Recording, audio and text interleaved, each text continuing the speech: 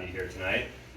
So why don't you just, for everyone maybe who hasn't been paying attention, maybe they've been building like some of the people here the last couple weeks, why don't you just give us a quick rundown of what has happened in the world of crypto in the last couple weeks? Yeah, honestly, it's really funny. I like to. I don't know if funny is the right word. Yeah, only do that as 6. Yeah, exactly. Dramatic. Yeah, funny. Yeah, I like to start this off by saying something a friend told me a year ago. I consider like, hey, like I consider myself a crypto native, and she's like, don't call yourself a native. I'm like, fine. She's like, well, natives get colonized. And I think that's what happened with the case of SBF. You had somebody who came in as a trader, as a mercenary, and traders aren't necessarily bad. They have their place in crypto, and I think there's two types of people in crypto. You have your builders, who are your missionaries. Those are like your Satoshis. You have your Vitaliks. And they're the ones like thinking ahead in the future. They're thinking in a PvE manner. And then you have your traders, which are usually like the first users of these things that the builders make. But they think in a very short-term manner. They think of like, how can I extract the most value? And SBF is clearly one of those people. So he got in the space in 2017, 2018. He was like very good at playing up the part, like, oh, I'm this like cute like guy, like look at my hair, like blah blah blah. But he was actually like just absolutely vicious and cutthroat. And I think if anybody was like paying attention closely, they could see that, especially with the way he acted during DeFi summer, like just straight up putting 20-30% in the sushi protocol, which he probably used for customer funds. He probably stores that himself, a few other people. And it's always like rubbed me the wrong way, right? And also like the way he treated the Solana ecosystem, but there were the signs there, but people ignored it because everyone was making money. And when everybody's making money, no one really cares. It was only when things got tough, and with the whole Luna debacle, and the part that was like funny, quote unquote, was when Do Kwon said, hey, like if Terra goes down, I'm taking all DeFi with it. You know what? He ended up being right, honestly. Like once like Luna went down, you had like TRC go down, and like Alameda was supposed to go down with it then, but he basically propped it up with FTX funds. Yeah. And then, since like I like to view SBF as someone who's an EV kind of person, he views everything like an expected value, and so it's just like, and every decision he makes an expected value, and so he was just like going to Congress because he realized like, oh, I should spend my time there, talking to congressmen, talking to regulators, and this house of cards, like how this was all going to go down. It was like, oh, he was going to basically create his own moat around DeFi and his own moat around crypto, make DeFi illegal, and you have to go through like FTX. Thank God that didn't happen, because that would have been an absolute disaster. He almost got it. He almost got it, and honestly, all this stuff is a blessing in disguise, because even though a lot of people are hurt by this, I don't think you're ever going to see a centralized exchange come up like this again. I think like a lot more people are going to take self-custody seriously. You're going to see that with increase in hard wallet sales, and I think like if there's never going to be like an FTX come up again, you're going to just have like Binance International, Coinbase US, and then you're going to have DeFi. And it's basically, who's going to be the on-chain Binance? Who's going to be offering like, spot trading on-chain? Who's going to offer lending on-chain? Who's going to be offering the stablecoin on-chain, perps, all in one package. And I think like that's what we're like leaning towards, and a lot of projects are building in that manner. So fuck SBF. Good thing he's gone. Yeah, and I think this week definitely showed that there's a lot of differences between DeFi and like central finance. So and I think like a lot of institutions actually realize like that's actually the case. You had JP Morgan come out saying like FTX was a failure of centralized entities. DeFi worked exactly as it did. JP Morgan out of everyone said that. So I think like people that have been around like are recognizing that, and that's a positive sign. That's positive progress right there. Gotcha. So based off the events of this last week, it's really hard to predict what's going to happen in the future. Yeah. But how do you think this is going to like change the industry moving forward? Yeah, like I said, I think self-custody and on-chain actions are going to take a lot more seriously. I think you're going to see a lot more building towards like UIs and wallets, and like more intention there, because people are so scarred by this experience, and I think you're going to see a lot of improvements in that area. And I think how it's going to play out, it's going to be like a bear of like a year, 2 years. If you say you work in crypto, you're going to get laughed at. That's exactly what happened in 2018, 2019. And then 2024, like something's going to pop up. You don't know what it is, but something's going to pop up, get everyone excited again, like DeFi summer. And then just get rolling again, and we're going to repeat the cycle. And then everyone's like, wait, like, this is back, like, what? But yeah. And so I guess for like the people who are building in crypto in this room, like how do you recommend surviving the bear to get to that promised land of the next bull? Honestly, like just stay around. Like 80% of anything's just showing up and just like paying attention, just, not quitting, just remembering like why you're here. Honestly, like it's the why that drives you. It's the why that is like the reason of anything that you do. If you don't have a passion about it, then you just fall off. So like remember why you're here and what you're building, or even be here through something that you know that you're struggling with, but you want to be like, you want to overcome those struggles. You know what I mean? Yeah. And I know that we'll be here building at Settlers, so if you're interested, come build with us. Come talk to someone on the Settlers team later. Yeah. But quick shameless plug there. Go to Settlers. Yeah. So I'd love to talk maybe a little bit more about another really big topic in the space, which is stablecoins. And I think there's been a lot of discussions lately about one of the larger stablecoins. So I'd love to maybe, before we like get into more details, like why don't you take a step back and like talk about where we're at with stablecoins on chain and what the landscape looks like. I think you have DeFi, which is like pretty degen, but then you have stablecoins, which is like the most degen, the most risky. Like, you really have to be like really not like yourself if you want to like be in stablecoins because it gets really hard. Stablecoins is really interesting because it's like really the holy grail of like anything in DeFi. It's probably the one proven use case of crypto because everybody needs to go back into something that's safe and stable. And the way you've like seen stablecoins develop over the years, you had like Tether and like USDC, which are centralized stablecoins. Then people are like, okay, like what if we make like a completely decentralized one? Then you have DAI, which is like over collateralized. And then it was like the holy grail, like what about if we make an algorithmic stablecoin? And like basically through 2020 to 2022, you've had all these different financial experiments with algorithmic stablecoins. And a lot of them just did not work. Stablecoins, they're binaries, either 1 or 0. They either work or not work. And I think it's really like a testament to human greed because people just like come up with these like crazy mechanisms and Ponzi-nomics. And most people that build stablecoins, what they have in mind is like, how do we scale up a stablecoin? But they never have in mind like, what happens if demand drops? How do you scale down a stablecoin? People don't think about that, and that's why most stablecoins collapse.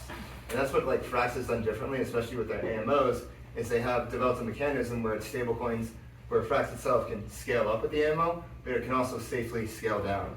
And you see with like every downturn, whether it was like the lunar crash, 3AC, or even now, like the AMOs work, Frax has always kept its peg.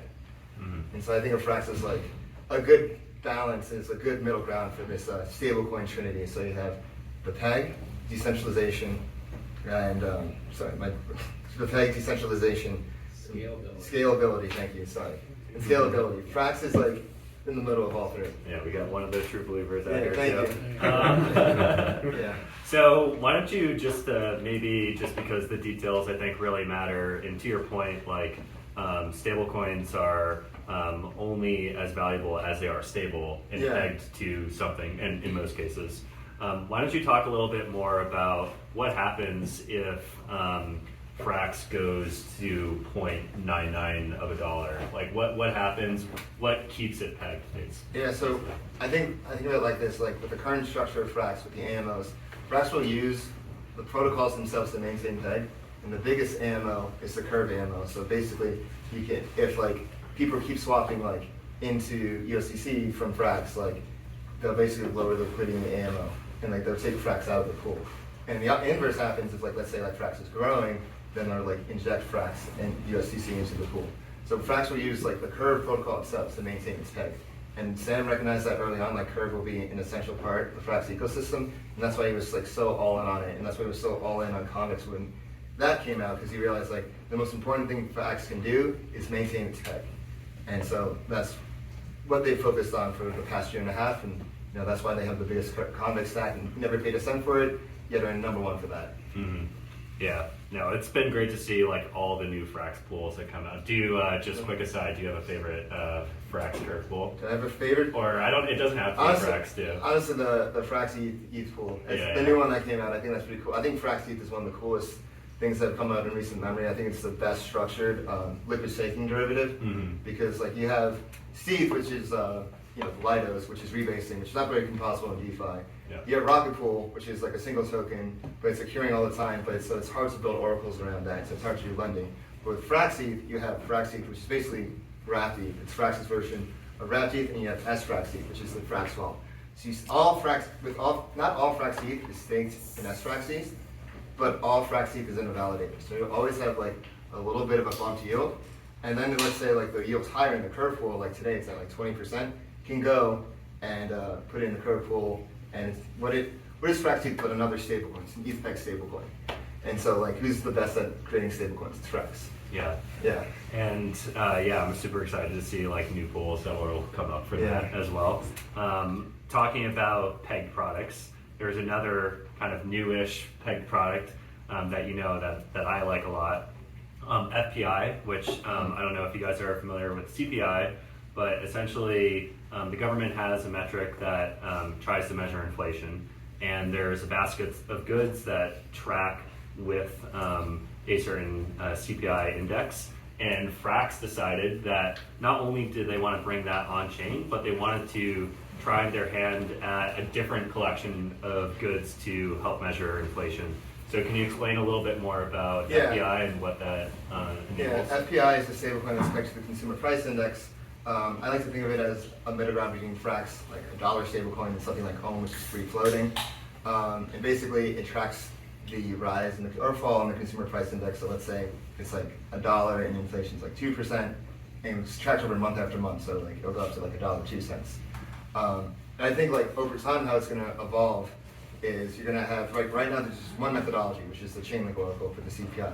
But in the future, in theory, you can add like other, information sources. So one thing is like, the price of electronics is in the CPI. So why can't you add in Amazon API endpoint?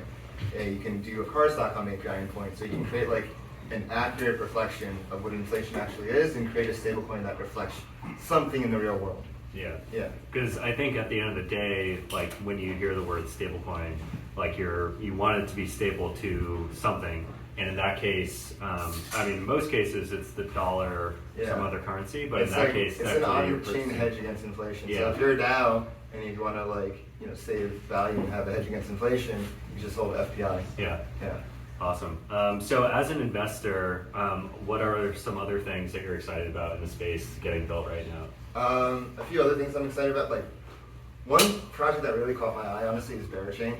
I was never really Cosmos built before, but it was like when I was like reading about Berachain and talking to those guys, it really opened me up to the power of Cosmos and how you can like change stuff at like the node level to like create a chain that like suits your needs. If you're like a DeFi chain, you want to do a lot of DeFi stuff. Like imagine if you're in a chain where like maker and issuing like a PSM is at the node level, or like you can have like an AMM at the node level or a money market at the node level. Like you can build that with Cosmos. And I think Berachain is doing something really cool and novel with proof of liquidity and with single-sided pools. And they haven't released yet, they're still in stealth mode, but if they can like pull it off, I really think it could be a liquidity black hole. And especially like as like aggregators become cross-chain as well, they don't care what chain it's on, they just care like where the deepest pools of liquidity. And I think like if everything like works out, I think a lot of volume can go towards Berachain in that manner. Awesome. Yeah. One last question before I open it up to Q&A. You mentioned Cosmos. Yeah. I have to ask about cross-chain liquidity because I know Frax is on how many chains now? It's on 12 different chains. 12 different chains, which is crazy. Yeah. It's awesome. So how does Frax and some other teams think about cross-chain liquidity, especially in the realm of stablecoins? It's an interesting issue because like you want to have solve liquidity on all chains, and you want to like make sure you do it in a sustainable manner. A big way that like Frax took off was last year during the whole Ohm phase and Ohm fork phase. Frax was the first other stablecoins to pair with Ohm outside of DAI. And once that got recognized, it paired with like Temple, it paired with like other Ohm style forks on different chains, and it really took off in that manner. And like for a stablecoin to become like the stablecoin of DeFi, we're gonna live in a multi-chain world. And so like you have to be as many chains as possible, and Frax was really, aggressive in doing that. And recently there's been like bridge hacks and stuff, and so just a few days ago, Frax released Frax Ferry, which is their own bridge. It's their slowed down bridge, basically. It's basically a bridge that like will bridge Frax over 24 hours instead of right away, and all Frax will be redeemable on it. And so it's pretty So I think that's going to be a huge unlock for people who are like building on other chains and also and like. I like to say one last thing. I would say like I would think of Frax more as a stablecoin, but a microcosm of DeFi. Frax is built out not just Frax the stablecoin, but Frax Lend, the money market, Frax Swap, which is the AMM, and you have the DeFi Trinity there. And the thing that's going to keep the first fuels this DeFi Trinity is Fraxi. So you can do a lot of different cool things with the composability of all these different primitives. So let's say you want to take out, you want to take out a loan on SFraxE. You can go put your SFraxE into a Frax Lend loan and take it out, and then the interest from SFraxE can pay off the loan. Yeah. So there's a lot of different cool things that haven't been thought of yet. Yeah. And there's been some ideas like that tried before, but I think that's a novel way of doing it. So I think we have time for a few questions. Does anyone have a question or two before we get back to enjoying tonight? I had a question. Where does the interest where does the interest on the SFraxE come in? The ETH validators. So you stick your ETH in ETH validator, it earns yield from securing the chain. Yep. So that, yeah. Okay. Yeah. Yeah, I love that. I've been actually interested. I started a DAO on Juno and Cosmos blockchain recently. Yeah. And I already have a community that I'm slowly onboarding into Web3. So for me, stablecoins are actually essential to bringing my Web2 community along because I specialize in form patronage that goes into classical music and house concerts around the country. And so with Frax, as I checked it out before this, and I know, Adam, you kind of alluded to, can we have a cross-chain situation? Because right now I'm hanging out on Juno Swap. Yeah. I created a USDC and my native token pool in addition to the Juno Muse pool. Mm-hmm. And so I guess I'm just sort of reiterating what you were just alluding to around I'd love to be working more directly with Frax. Yeah. Because to me, our token, we're calling it a patron token. Yeah. The idea is we just want to disperse patronage dollars that are going to centralized nonprofit institutions through Web3 technology to get them in the hands of musicians, which often is blocked. And to me, the most stable coins out there are the ones that we want to be associating with as we move forward. Mm-hmm. So in the next year or so, I'm just talking from the Linden point of view of somebody who started DAOs in the arts, it's really cool. What kind of resources would allow me to create a bridge relatively seamlessly like the XLR bridge is right now to USDC with Frax? Is there anything for Cosmos / Juno DAOs that might be able to dip into that where the flow is condensed enough where I can take new onboards to Web3? Yeah, I think it's a matter of just talking to the Frax team and if there's enough interest on the Juno chain to bring Frax over, then come over. Well, I could probably help instigate that. Yeah, no, we can talk after. Great, love that. Yes. So why don't you think FPI has gained that much adoption, and how can it grow in market cap? I think the Frax team has been really busy shipping out all its other products, and they've done that, over the past 3 or 4 months. They've shipped out Frax Lend, Frax Swap, Fraxi, and I think soon they're going to focus more on FPI. The next thing to come out is VE-FPIS, and so that will be a VE system for FPIS. And I think, personally, what I think should happen is there should be a sub-DAO or some sub-unit of community members that will focus on FPI solely, and think of ways to have FPI adoption, and probably the best way to do it, like I said earlier, is just to get DAOs to hold it in the treasuries. So that will just come over time.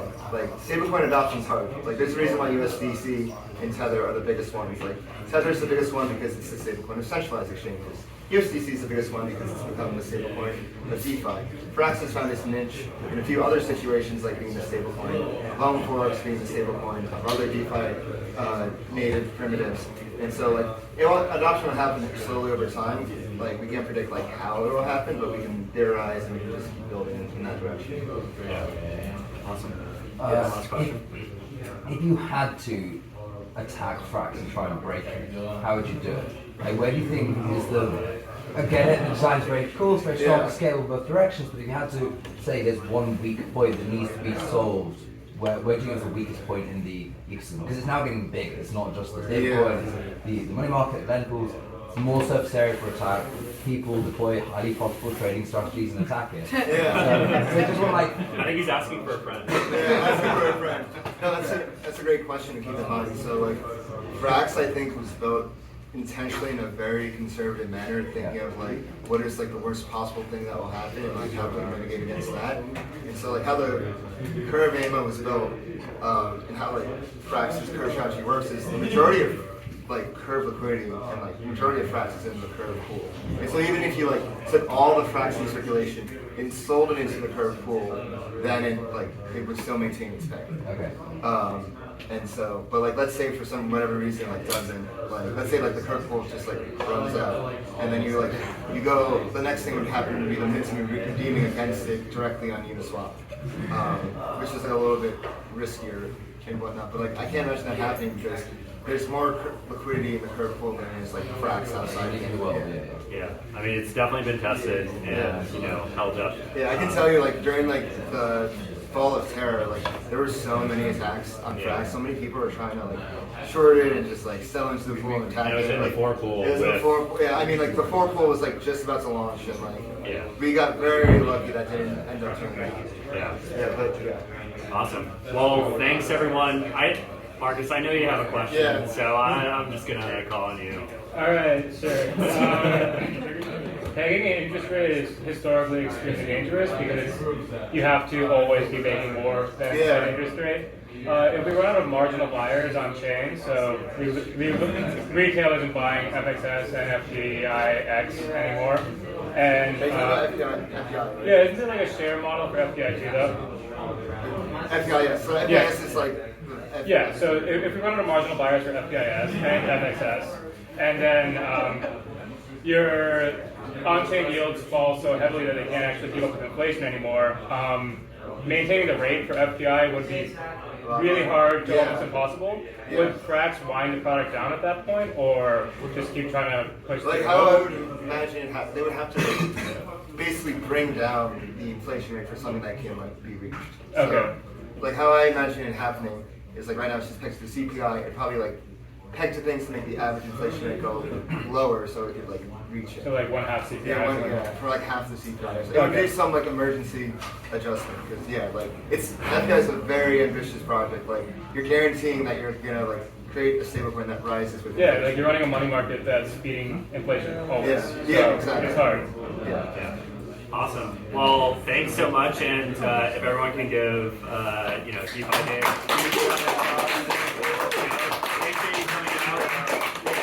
If anybody wants to talk after, if you had any other questions, like feel free to come up to me. Feel free to like hit me up on Telegram, DeFi Dave 222. Follow me on Twitter, DeFi Dave 22. I'll be here all night.